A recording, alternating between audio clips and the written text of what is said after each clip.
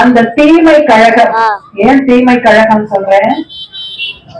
வீடுதோறும் போதை, வீதி தோறும் மது, தமிழகம் முழுவதும் சட்ட ஒழுங்கு சீர்கேடு என்று ஒரு கொடுங்கோல் ஆட்சி நடந்து கொண்டிருக்கிறது.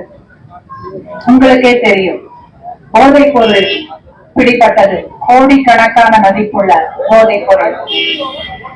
அதற்காக கைது செய்யப்பட்ட ஜாஃபர் சாதிக் அவர்கள்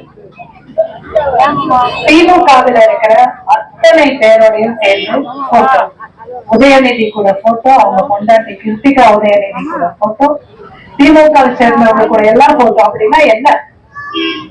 உங்க வீட்டு பிள்ளைகளை, பள்ளி செல்லும் மாணவர்களை போதைக்கு அடிமையாக்கி இன்னும் சொன்னாங்களே, யாரும் வாங்கி சொல்றாங்க.